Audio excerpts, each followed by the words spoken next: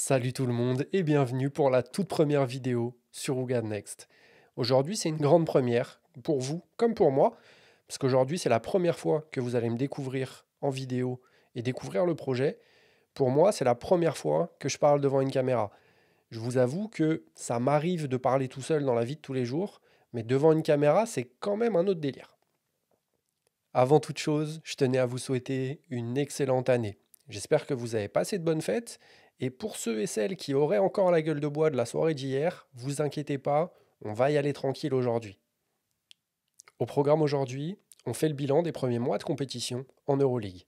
Chaque équipe a déjà joué 8 matchs et certaines ont été beaucoup plus performantes que d'autres. Pour ça, on va faire un focus aujourd'hui sur le groupe E et demain, une vidéo sortira pour faire un focus sur le groupe F.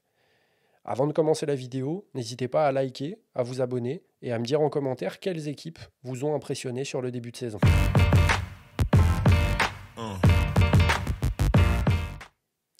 Pour commencer et avant de s'attaquer au débrief équipe par équipe, on se fait un petit point classement pour voir quelles équipes dominent ce groupe E.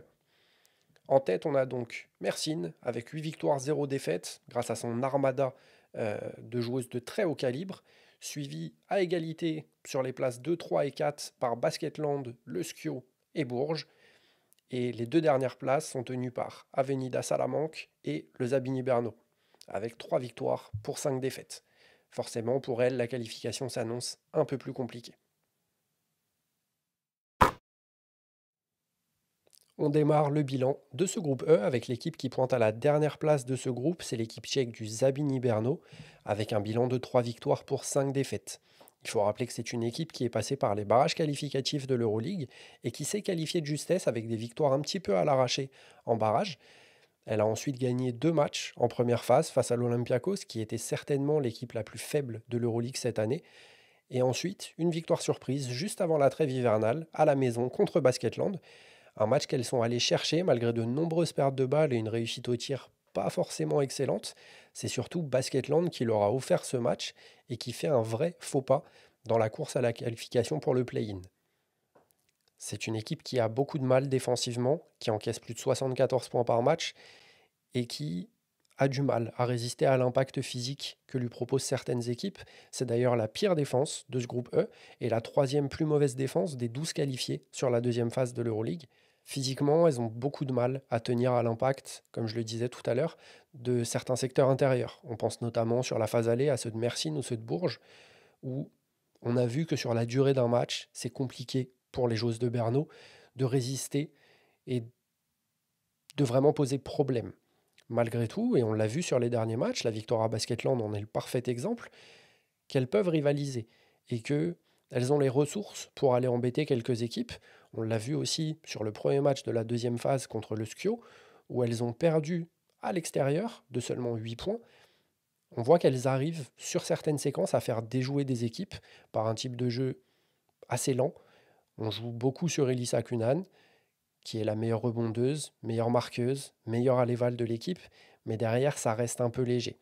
Elles arrivent tout de même à marquer plus de 70 points par match, ce qui est, pour une équipe avec aussi peu de talent intrinsèque comparativement aux autres du groupe, est plutôt remarquable.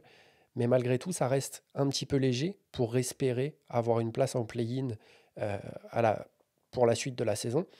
Et on les voit mal sortir du groupe. Voilà. On passe assez rapidement sur cette équipe de Berno. Il n'y a pas grand-chose à dire. On va surtout voir sur la deuxième phase ce que ça donne. On pense notamment au match contre Avenida qui a eu quelques départs et des blessures, ou le match retour contre le Skio qui sera à la maison, où elles vont pouvoir peut-être gratter une ou deux victoires supplémentaires. Malgré tout, ça paraît compliqué de finir en tête dans ce groupe. On sait que Mersin est intouchable, mais derrière, les autres équipes paraissent quand même un petit peu au-dessus. On continue avec une équipe qui a le même bilan que l'équipe dont on a parlé précédemment, un bilan de 3 victoires pour 5 défaites. C'est Avenida, l'équipe de Salamanque, une équipe qui, dans le jeu, nous a proposé quelque chose de beaucoup plus abouti que ce qu'on a pu dire du Zabini Berno, et qui arrive à allier une expérience amenée par certaines joueuses comme Laura Rill ou Silvia Dominguez et une fougue de la jeunesse grâce à Iana Martin ou Sika Kone, mais qui a du mal à cliquer pour l'instant. On l'a vu notamment avec les recrutements ratés de Harry Guirantes et Laura Cornelius qui sont déjà repartis juste avant la trêve. Arela Guirantes, la portoricaine, qui a été, à l'image de ses JO, très décevante sur son passage à Salamanque, avec des pourcentages au tir absolument horribles et plus de 2 pertes de balles par match en 27 minutes de temps de jeu. Et Laura Cornelius, qui a eu beaucoup de mal à s'adapter à son rôle, étant dépassée très rapidement dans la rotation par Yana Martin, qui a explosé aux Jeux du Monde pour sa première saison dans l'élite. Malgré tout, on voit que c'est une équipe qui a du mal à se trouver, du mal à trouver son rythme de jeu. On voit par exemple que la meilleure scoreuse, c'est Mariela Fasoula, qui revient d'une énorme blessure la saison dernière, qui a eu du mal en début de saison, mais qui retrouve un petit peu des sensations. Et elle sort du banc. Derrière Laura Rill, qui a franchement du mal à aligner 2 pas sur le terrain cette année. Elle est toujours aussi précieuse dans le vice, sur ses positions au rebond, sur ses écrans, parce que c'est une joueuse qui a de l'expérience, mais dans le jeu, face à des équipes beaucoup plus mobiles, beaucoup plus fortes, ça devient très vite compliqué. On l'a vu récemment contre Bourges, elle a énormément souffert face à Kariata Diaby, et même quand elle a switché sur Artemis Panou par exemple, elle a eu du mal à la suivre sur les drives. Donc ça peut être une des clés pour Avenida sur la fin de la saison, de faire plus jouer Sika Kone et Mariela Fasoula ensemble, plutôt que Laura Rill. À voir ce que va faire la coach. Ensuite, on a eu l'explosion d'Iana Martin, qui est devenue très rapidement la patronne de cette équipe. Elle est leaduse de l'équipe à l'Eval, à seulement 18 ans. Elle est la troisième meilleure scoreuse, la meilleure passeuse, la deuxième meilleure rebondeuse. Tout ça pour une meneuse. C'est très très fort. Elle affiche un niveau de confiance en elle qui est incroyable. On le savait et vous connaissez mon amour pour Iana. C'est vraiment une joueuse énorme. Et regarder les matchs d'Avenida juste pour l'avoir joué, c'est franchement un plaisir. Mais c'est aussi ça le gros problème de cette équipe d'Avenida. Je suis totalement pour donner les rênes d'une équipe à une jeune joueuse. J'ai aucun problème avec ça. Par contre, quand on veut jouer l'Euroleague et qu'on affiche des ambitions d'essayer d'aller gratter un Final Four ou un Final Six cette année, mais qu'on donne les clés très vite à une jeune qui fait sa première saison, aussi douée soit-elle, et qui a du mal à être suivie dans le jeu par d'autres joueuses qui ont du mal à se mettre au niveau, ça devient très compliqué pour aller gagner des matchs. Et on le voit, cette équipe, elle a du mal à les terminer. Malgré tout, c'est une équipe qui a montré de belles choses. On le voit dans le jeu, il y a eu des séquences très sympas à base de drive and kick, extra pass, où ça réattaque les close-out et où c'est vraiment agréable à voir jouer. On arrive très bien à servir Mariela Fasoula, même si on pourrait lui donner beaucoup plus de ballons. Et il y a aussi le vrai problème du temps de jeu de Laura Rill. C'est une joueuse qui, en tant que supporter espagnol, je peux vous le dire, a fait son temps. C'est une légende de l'Espagne, on n'a aucun problème avec ça, mais malgré tout, il faut savoir à un moment donné laisser sa place et donner sa chance et des ballons à d'autres joueuses. Quand je vois Laura Rill prendre 2 ou 3 tirs à 3 points contre Bourges, ça me fait un peu grincer des dents, surtout quand on a Sika Kone et Mariela Fasoula qui sont sur le banc. C'est une équipe qui a du mal à contrôler son ballon, avec plus de 16 pertes de balles par match par exemple, et qui a également du mal à contrôler son propre rebond. On le voit avec seulement 32 rebonds par match, malgré la présence de Laura Rill, Mariela Fasoula et Sika Kone dans l'effectif, c'est très faible. La preuve, la deuxième meilleure rebondeuse de l'équipe, comme je le disais tout à l'heure, c'est Yana Martin, une meneuse. Il y a un vrai problème de contrôle du rebond et ça offre des secondes chances aux équipes adverses. On l'a vu contre Mersin, contre Bourges récemment, mais les joueuses comme Kariata Diaby ou Iliana Rupert ou Natasha Howard, elles se régalent de jouer contre des joueuses comme ça. C'est également des intérieurs, hormis Sika Kone, qui sont très peu mobiles. Donc dès qu'on est sur des switches ou qu'on va les prendre un petit peu au large, bah, ça a du mal à défendre correctement sur ces situations-là. On a aussi un vrai problème au niveau du mental. On l'a vu sur le match contre Bourges, Mariela Fasoula qui n'a pas su répondre au défi que lui a imposé Kariata Diaby et qui est totalement entré dans sa tête avec un gros geste d'humeur à la fin qui lui a valu de prendre une antisportive sur la toute fin de match alors que le match était plié. C'est dommage pour cette équipe qui pouvait espérer mieux en début de saison, mais on les voit mal aller décrocher une place en play-in ou aller plus haut que ça sur la fin de saison de par les inconstances dont on a pu parler jusqu'à maintenant. À noter aussi récemment la blessure d'Iana Martin, rien de très grave, c'est juste une contusion interne au niveau du genou, mais il faudra voir à la ménager un petit peu. Et pourquoi pas recruter sur son poste, avec le départ de Laura Cornelius très récemment. Il y en a qui jouaient déjà plus de 26 minutes sur le début de saison. Là, elle risque de jouer un petit peu plus. Donc il faudra voir à pas trop tirer sur elle, sachant qu'elle reste jeune et que c'est sa première saison à aussi haut niveau. De prendre des pressions tout-terrain de Pauline Astier ou Yvonne Anderson, ça peut laisser des traces, surtout sur une joueuse si frêle et si jeune. Donc à voir comment ils vont la gérer sur la fin de saison. Il faudrait, selon moi, donner un peu plus de responsabilité à Mariella Fasoula et un peu moins à Laura Hill pour créer quelque chose offensivement. On le voit sur le poste bas, Mariella, elle est indéfendable. Même si elle a beaucoup plus de mal qu'il y a 2 ans avant sa blessure à faire des différences par elle-même, elle a toujours un footwork qui est incroyable. Et au poste bas, c'est un plaisir à voir jouer. On regarde aussi ses déplacements sans ballon. Regardez un petit peu sur les matchs d'Avenida, quand elle bouge sur la ligne de fond, qu'elle fait les bascules, c'est c'est du basket dans le texte. Donc vraiment, regardez cette équipe d'Avenida, c'est très plaisant à voir jouer, malgré le manque de victoire, et elles peuvent vraiment taper un petit peu tout le monde. Donc, il y a des bonnes choses pour la suite de la saison. Il faut recruter un petit peu avec les départs récents. Si ce n'est pas le cas, on a du mal à les voir aller chercher plus loin, mais il y a de bonnes choses pour la suite. On enchaîne avec la troisième équipe de ce groupe E, et c'est une équipe française, c'est Bourges. Bourges qui affiche un bilan de 5 victoires pour 3 défaites. 2 défaites qui sont survenues en première phase contre Mersin, l'ogre du groupe, et une défaite plus récente en deuxième phase contre Basketland à Mitterrand. Une défaite à l'arraché de 3 points dans un match où elles ont donné le bâton pour se faire battre et elles ont vraiment déjoué sur ce match-là.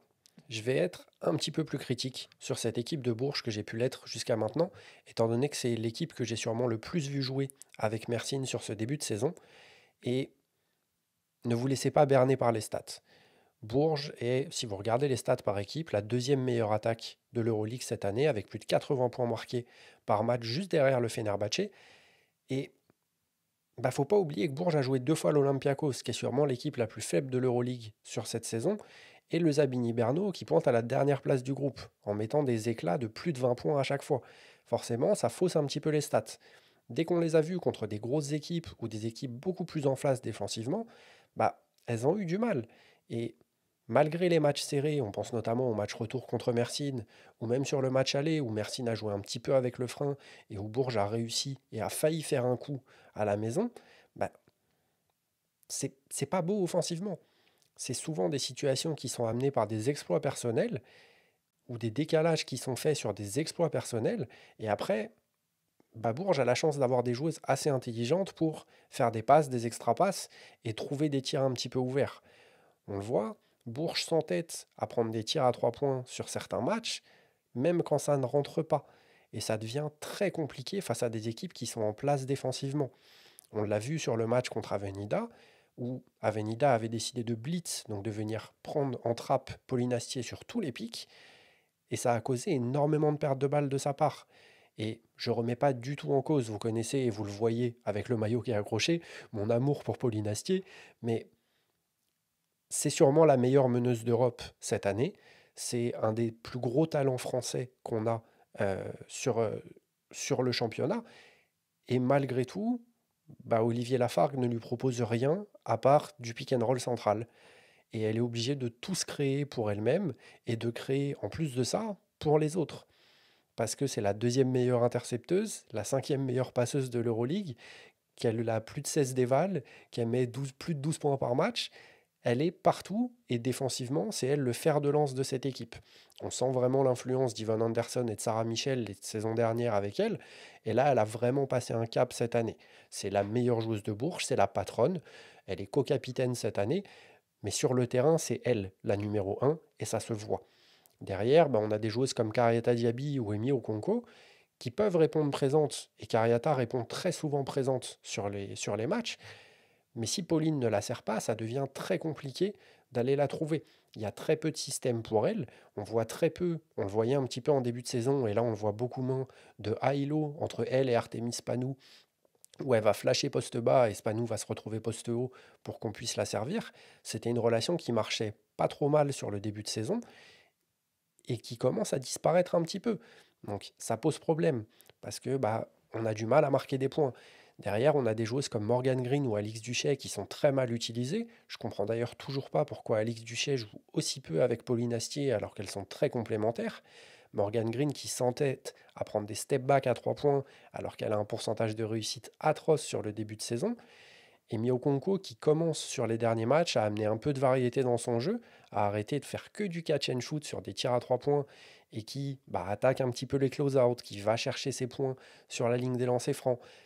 C'est ça dont a besoin Bourges. C'est un peu de variété dans son jeu parce que ça devient vite statique et quand Pauline n'est pas sur le terrain, il se passe pas grand-chose.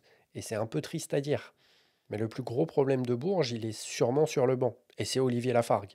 Olivier Lafargue, il est en manque d'inspiration depuis 2 ans, 3 ans, depuis le sacre final en Eurocup avec Iliana Rupert en 2022.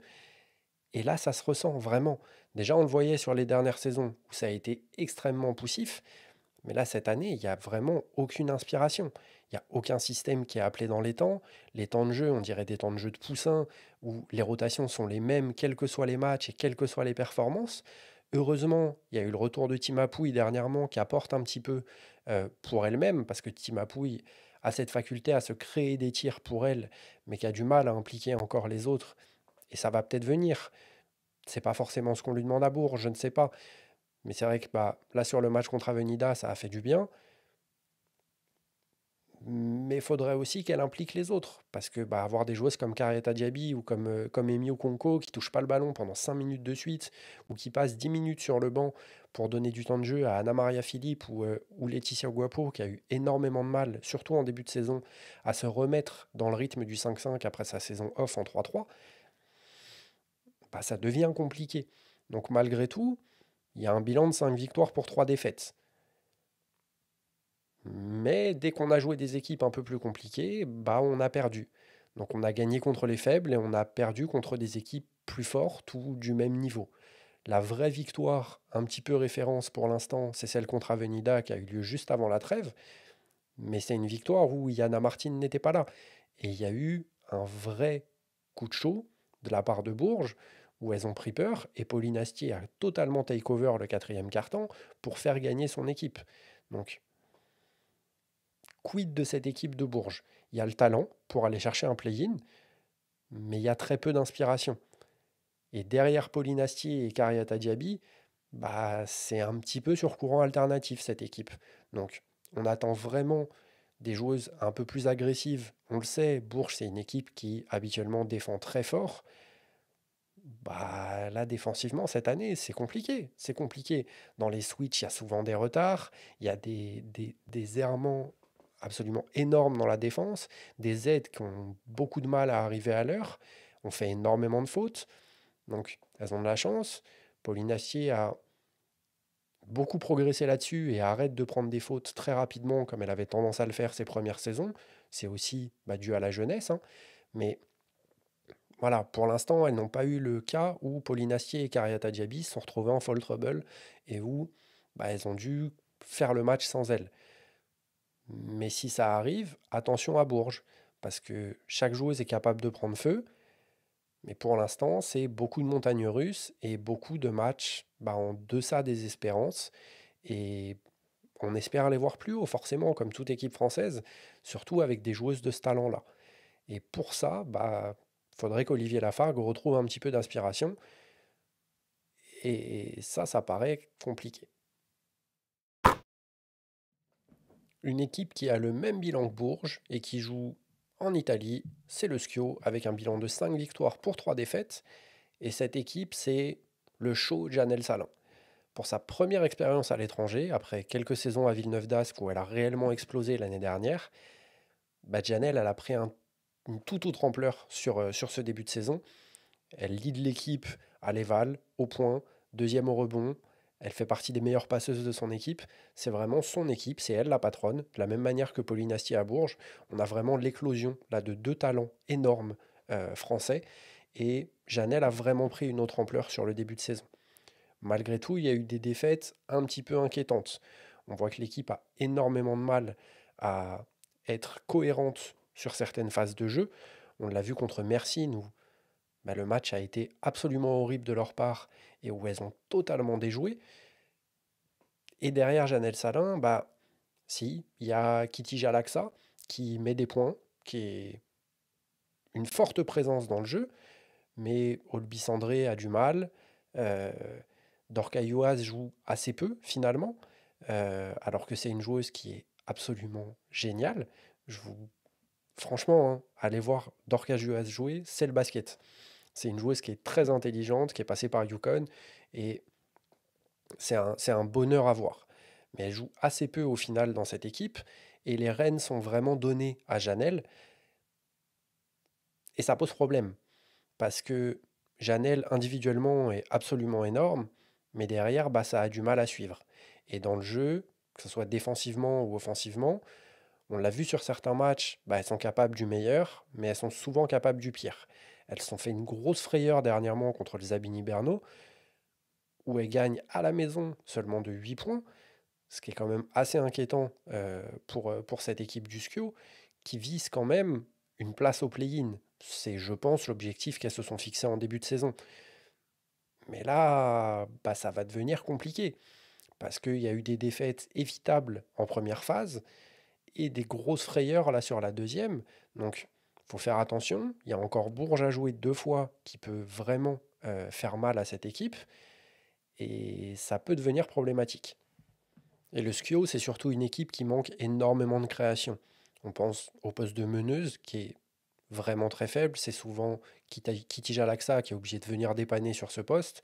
Même si Costanza Verona fait une saison qui est assez correcte, bah, c'est très compliqué en fait pour elle de rivaliser face à des équipes qui mettent une grosse pression défensive sur le porteur de balle. C'est pas des joueuses qui sont à l'aise pour créer avec le ballon, forcément. Et bah, en fait, on s'en résout souvent à des tirs forcés sur des exploits, un peu comme je le disais tout à l'heure avec Bourges, où bah, c'est du step back de Janelle Salin, c'est du 1 contre 1 de Laxa, c'est Jasmine Case qui est servi sur du poste bas mais qui doit jouer ses 1 contre 1 ou qui s'écarte un petit peu à mi-distance. Et bah, ça devient forcément problématique. C'est une équipe qui tire plutôt bien à 3 points, avec 36% de réussite au tir, mais qui bah, galère un petit peu sur ses tirs à 2 points. Et bah, de la même manière que Avenida, qui laisse beaucoup de rebonds traîner, il y a 35 rebonds de moyenne. Quand on voit le secteur intérieur de cette équipe, bah, elles sont censées dominer au rebond. Et ça peut poser problème face à des équipes. On pense au Fener sur l'autre groupe, à Mersin, à Bourges, avec Kariata Diaby et Emi Okonko et Artemis Panou, qui ont un secteur intérieur qui est assez dense sur les titulaires, mais où bah, va falloir répondre quand même à ce défi-là. Et bah, on sent que cette équipe, elle est un petit peu de la même manière qu'Avenida, capable de taper un petit peu tout le monde sur un match, sur un coup de chaud de Janelle Salin, de Laxa, de Jasmine Case, qui a des très bons pourcentages à 3 points sur la saison, qui tire à plus de 50% en prenant 2 par match. Donc ce qui est énorme pour une poste 4-5, c'est très solide. Même Janelle, hein, qui tire à plus de 40% en prenant quasiment 5 par match, c'est des stats de très très haut niveau. Donc si une équipe qui, si elle prend feu à 3 points, peut embêter absolument tout le monde, mais qui bah, n'arrive pas forcément à amener ses tirs. Et ça peut être des tirs un petit peu forcés, et c'est là que ça devient compliqué face à des défenses qui sont plus en place, et où bah, il y a une vraie solidarité défensive en face. Après, bah, on le sent physiquement, euh, c'est une équipe qui peut avoir du mal. Donc il y a une vraie densité physique sur le secteur intérieur avec Salin, André et Case, mais voire même avec Dorca Luas qui sort du banc la plupart du temps. Mais bah, sur les lignes extérieures, c'est quand même assez léger. Et face à des équipes qui ont des joueuses avec du coffre, on pense à Mersin, on pense à Bourges, même Basketland, on a vu que Skio a eu du mal par moment sur Destiny Slocum ou sur Leila Lacan, bah, c'est dur. C'est dur pour elle et ça peut poser problème en cas de qualification en play-in. Elles restent dans la course, elles peuvent, comme je disais, taper tout le monde sur un coup de chaud, une journée avec. Par contre, attention aux journées sans, où bah, il peut y avoir de vraies crises d'adresse et bah, si on ne shoot pas à 36% comme c'est le cas jusqu'à maintenant, ça va devenir compliqué. La deuxième équipe française de ce groupe, avec le même bilan que la première, un bilan de 5 victoires pour 3 défaites, c'est Basketland, qui est devant au goal average et avec le goal average particulier, en ayant gagné contre Bourges sur le match de la phase 2, bah, se retrouve à la deuxième place. C'est une équipe qui, dans le jeu, est loin de m'impressionner. Je ne vais pas vous mentir, le jeu de Basketland, c'est pas un jeu qui m'attire plus que ça. C'est une équipe de guerrières. On va pas tourner autour du pot. C'est pas le jeu le plus joli à regarder, mais il y a quand même de très bonnes joueuses, hein. On va pas se mentir là-dessus. Quand on voit les performances de Louisa Gesselsoder, de Destiny Slocum sur certains matchs, de Leila Lacan sur d'autres, c'est une équipe qui est très complète et où les joueuses sont assez complémentaires, qui a une vraie philosophie défensive. On pense au recrutement là, de cette année de Myriam Djekundade qui revient de son année off en 3-3 comme Laetitia Guapo et Marie-Ève Paget et qui est sûrement la joueuse qui a réussi à faire la transition 3-3-5-5 le plus rapidement. C'est pas une joueuse qu'on attend forcément en attaque, bien qu'elle ait énormément progressé sur son tir extérieur et sur ses lectures de drive. On le voit, hein, maintenant, elle est capable de prendre des drives, de changer de direction en cours de route, et ça, c'est un vrai progrès de sa part. Mais c'est pas une joueuse qu'on attend forcément offensivement. Par contre, bah, en étant titulaire sur le poste 3, elle amène de la défense, elle amène son envergure, sa taille, son coffre, et ça fait énormément de bien à cette équipe de Basketland. Surtout que bah, derrière, il y a Johanna Eodo, euh, qui est un peu dans le même profil, un profil très longiligne, très long, avec des longs segments, et qui défensivement bah, va gêner un petit peu. La vraie force de cette équipe de Basketland, c'est son public. Parce qu'à domicile, Basketland, bah, elles sont invaincues. Et ça fait forcément la différence quand on arrive et qu'on est une équipe adverse et qu'on sait que l'équipe en face, elle a jamais perdu à la maison sur la saison. Pas forcément, ça aide. Donc, Basketland en profite. Elles ont totalement raison. Aller jouer à Mitterrand, qui est une vraie fournaise, c'est très très dur pour les équipes adverses. Et elles arrivent très bien à le gérer. Donc, elles ont raison. Elles s'appuient en grande partie sur Louisa Gesselsoder, comme je disais sur la saison. Mais offensivement, bah, c'est pas forcément toujours très joli.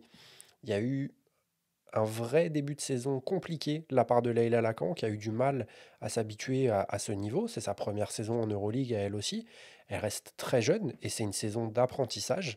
Elle a été draftée l'été dernier par le Connecticut Sun et il fallait qu'elle atteigne ce niveau de jeu en Europe. Donc c'est que de l'apprentissage et c'est très bien pour elle.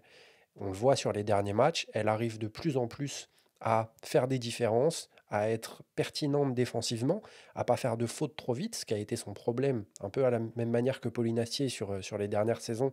Bah, Leïla Lacan a eu le même syndrome en début de saison de faire des fautes assez vite, ce qui l'a pénalisé sur la suite parce que bah, forcément, de ne pas être sur le terrain, on n'emmagasine pas autant d'expérience.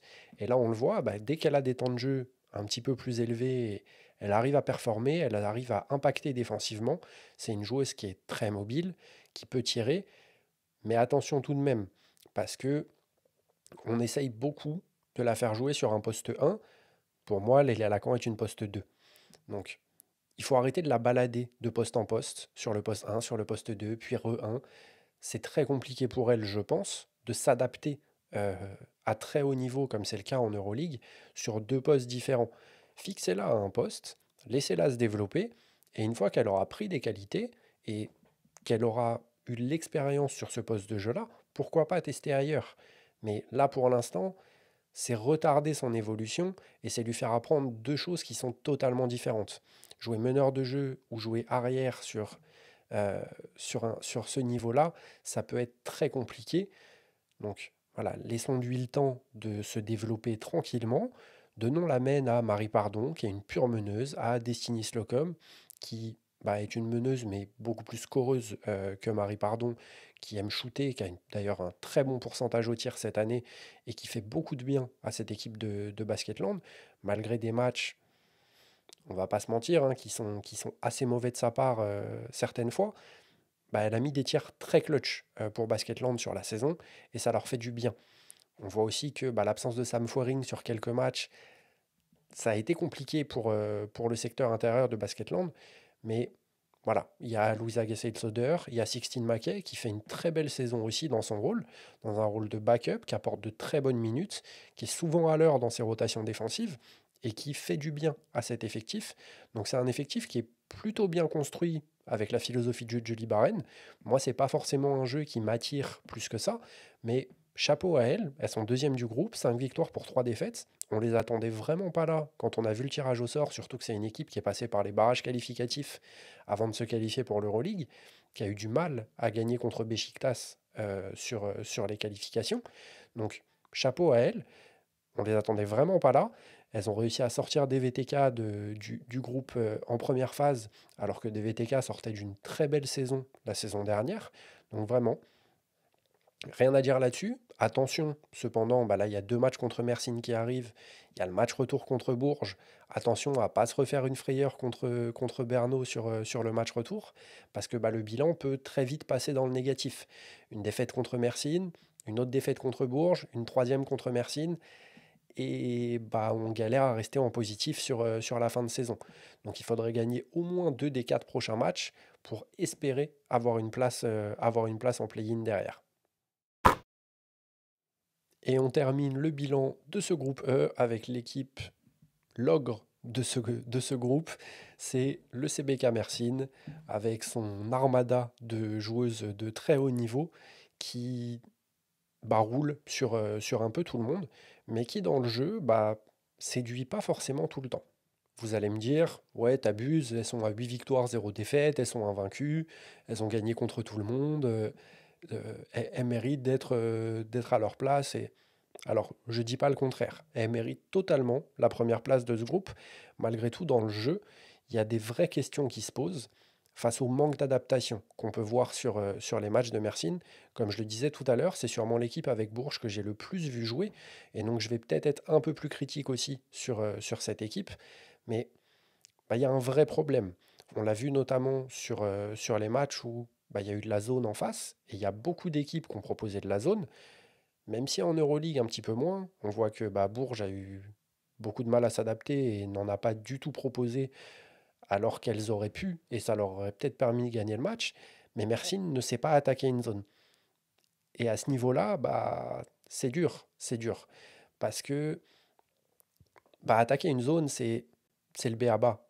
C'est-à-dire que oui, il y a du jeu rapide pour essayer de la battre, mais derrière, avec des joueuses de ce talent, on pense à Iliana Rupert, on pense à Natasha Howard, à Yvonne Anderson, à Marine Fotoux, ne pas savoir attaquer une zone et pas réussir à faire des différences, et parfois gaspiller des écarts de plus 20 en se faisant rattraper au score en à peine 5 minutes, ça pose problème. Mersin, c'est une équipe qui, un peu comme Bourges, s'entête parfois à tirer à 3 points, alors que c'est pas la solution, alors qu'elles ont des joueuses sur lesquelles elles pourraient s'appuyer pour marquer des paniers faciles et gratter des points quand ça va pas trop. Quand je parle de ces choses-là, je parle notamment et surtout d'Iliana Rupert, qui est pour moi la meilleure intérieure d'Europe, qui ne s'appelle pas Emma Messman. Emma Messman ne rentre même pas dans cette conversation, parce que pour moi, elle ne vient même pas de cette planète-là. Donc, Iliana fait un début de saison absolument gigantesque. On en reparlera très rapidement dans une vidéo sur les meilleures joueuses euh, où je ne serai pas tout seul. Mais Iliana fait un excellent début de saison, avec des pourcentages absolument énormes, et c'est elle qui doit être au cœur de l'attaque de Mersin. Elle a aussi énormément progressé défensivement, et elle rattrape souvent les conneries que peut faire Natasha Howard, par exemple, sur des oublis défensifs, sur ah bah mince, j'ai oublié cette coupe-là, et Iliana permet de sauver quelques matchs. On l'a vu notamment contre Bourges au match aller, ou sur d'autres matchs où elle a été absolument énorme et où l'équipe peut fortement la remercier pour ces victoires-là. On a aussi Natasha Howard qui fait certaines performances absolument incroyables. On pense au match retour contre Bourges sur la première phase où elle pouvait pas rater. C'était aussi simple que ça. Elle tirait dans un océan et ça rentrait. C'était assez impressionnant à voir. Mais Natasha Howard, c'est une soliste. Et impliquer les autres joueuses, c'est très compliqué pour elle. Et quand on a autant de talent dans un effectif, ça devient vite très compliqué.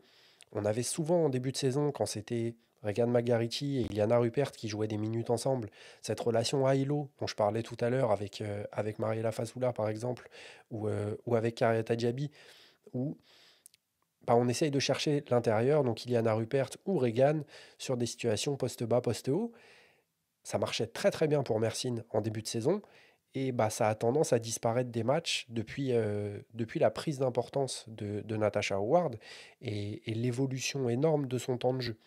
Il y a aussi bah, le fait que Mersin a eu de grosses blessures euh, sur son effectif. On pense évidemment à la blessure de Marine Johannes. Ça fait 2 mois maintenant, je crois, qu'elle est écartée des parquets. Elle devrait revenir d'ici quelques semaines, voire 2 mois. Mais voilà, il y a quand même l'absence d'une des joueuses majeures, d'une des recrues majeures de cet effectif. Il y a eu aussi quelques pépins physiques pour Marine Fotoux, qui a eu du mal à se remettre, qui a fait pourtant un très bon début de saison, avec des tirs très clutch, mais où, bah, après son coup d'arrêt, sa petite blessure, bah, elle a eu du mal à se remettre dans le rythme. Là, elle revient petit à petit, on va voir ce que ça donne sur la suite de la saison. Il y a le fantôme de Maria Aruro qui essaye tant bien que mal de jouer. Moi, c'est une joueuse que j'aime beaucoup, étant supporter espagnol, comme je disais tout à l'heure. C'est une joueuse que j'apprécie énormément, mais bah, faut avouer que son début de saison, il est quand même catastrophique. Donc, l'an dernier, elle a été importante pour cette équipe de Mersin. Là, cette année, elle fait plus de mal que de bien. On a Yvonne Anderson qui, à l'inverse de Marine Fotoux, a eu un petit peu de mal à se mettre dedans, à trouver sa place dans cet effectif. C'est une joueuse qui bah, joue pour le collectif, mais qui crée beaucoup pour elle-même. Et bah, avec autant de talent dans l'effectif, un peu comme l'an dernier avec le Fener, bah, ça a été compliqué pour elle de trouver sa place, surtout offensivement. Défensivement, on sait que c'est une joueuse qui bah, va continuer à mettre des pressions tout terrain, même quand elle aura 50 ans. Là, elle approche des 35 et elle continue de le faire et elle le fait très bien. Mais qui est montée en puissance au fur et à mesure de la saison et qui là a atteint un niveau où, je vous disais tout à l'heure que Pauline Astier est sûrement la meilleure meneuse d'Europe sur le début de saison. Sur le dernier mois, c'est Yvonne Anderson et il n'y a pas photo. Elle a vraiment repris ce niveau qu'elle avait quand elle jouait à Bourges, par exemple, il y a 2 ans, euh, tant offensivement que défensivement, et où elle arrive à débloquer des matchs à elle toute seule. Et ça reste très très fort, même pour une joueuse de ce calibre-là. Donc attention à Mersin, c'est une équipe qui forcément est l'une des favorites pour le titre final, qui va certainement aller au Final Four, mais qui donne l'impression d'être vraiment prenable. On l'a vu, galérer contre Bourges, galérer contre Avenida. Donc attention à cette équipe-là. Et attention surtout parce que pour l'instant, le groupe est assez homogène, mais Mersin semble sortir du lot. Surtout que bah, ils ont recruté très récemment Bridget Carlton, qui va pas résoudre le problème de création balle en main de cette équipe-là, parce qu'il y a un vrai souci au niveau de la création balle en main, mais qui va apporter un danger supplémentaire sur les lignes extérieures, dont elle manquait cruellement. Il y a aussi eu la prolongation de Terra McCowan, qui était normalement là juste pour une pige de quelques semaines, quelques mois, je n'ai plus les délais exacts, et qui a prolongé jusqu'à la fin de la saison. Ça fait un petit peu de monde en plus à l'intérieur, ça va permettre à certaines joueuses de souffler, mais il y a le problème surtout avec un effectif aussi dense à Mersin, bah, c'est le manque de rythme. C'est une équipe qui en championnat ne peut faire jouer que 4 étrangères, et bah forcément, quand on fait jouer les 4 mêmes, ces 4 mêmes-là, elles vont être cramées au bout d'un moment. Mais si on fait tourner, bah, on manque aussi de rythme. Et c'est là toute la complexité des effectifs comme celui du Fener ou celui de Mersin. C'est avoir autant de talent, c'est une très bonne chose pour le basket européen. Mais attention tout de même, parce que bah, des automatismes, c'est compliqué à créer. Et c'est pas en jouant un match par semaine, par-ci par-là, en jouant quelques minutes avec telle joueuse et qu'on crée réellement des automatismes et qu'on arrive prêt pour les phases finales, pour le Final Four, dans quelques mois. Donc attention, parce que face à des équipes comme le Fener ou comme Valence, qui a 7 victoires, une défaite, euh, ça peut poser des problèmes, voire même contre Prague, qui a eu un début de saison un peu compliqué, dont on reparlera dans la vidéo de demain. Mais voilà, c'est des équipes qui peuvent faire mal à cette équipe de Mersin. Donc attention, tout n'est pas rose avec Mersin, comme je le disais avec Bourges, où il ne faut pas forcément se fier aux stats, parce que comme avec Bourges, il y a 2 matchs contre l'Olympiakos, 2 matchs contre Berno. C'était pas une phase 1 très relevée pour cet effectif de Mersin. Elles vont cependant récupérer des joueuses, donc ça va leur faire du bien. Le retour de Marine Johannes pour les phases finales risque de faire énormément de bien à cette équipe, à la création et pour débloquer certaines situations. On espère aussi le retour de Marine Fotoux au très haut niveau. On espère que Iliana Rupert va continuer sur sa lancée et continuer d'exploser en espérant que son rôle soit le même malgré la continuité de Terra McCowan et de Natasha Howard. On espère qu'elle continue à avoir beaucoup de minutes parce que c'est comme je vous le disais, c'est pour moi la plaque tournante de cette équipe de Mersin et, et ils auront besoin d'elle pour aller loin dans cette compétition. Voilà, faut espérer que, comme avec Bourges, Victor Lapeña soit un peu plus inspiré quand il s'agit de coaching, de ses rotations aussi, et on verra ce que ça donne. Mais Mersin fait partie des favoris. Voilà, malgré tout ce que j'ai dit, ça reste sûrement la deuxième meilleure équipe de, de cette Euroleague derrière le Fenerbahçe. Mais, mais attention tout de même, parce que il y a des équipes qui toquent à la porte derrière, et je pense que ça n'a jamais été aussi ouvert pour le titre final. Habituellement, on a une ou deux équipes, on a souvent le Fener qui est loin devant, et derrière, on se dit qu'il y a une équipe qui peut les taper. Là, cette année, on sent que c'est beaucoup plus ouvert et que tout le monde peut taper un peu tout le monde, parce que sur un match sans, ça peut devenir très compliqué. Voilà, on a fait le tour pour le groupe E. Merci à toutes et à tous d'avoir regardé la vidéo jusqu'au bout. J'espère que ça vous aura plu. N'hésitez pas à me dire dans les commentaires ce que vous en avez pensé. Si vous avez une équipe qui vous a plus parlé qu'une autre sur ce début de saison, n'hésitez pas non plus à liker, à vous abonner, à donner de la force. Ça fait toujours plaisir. On se retrouve demain pour le bilan pour le groupe F. Et peace out.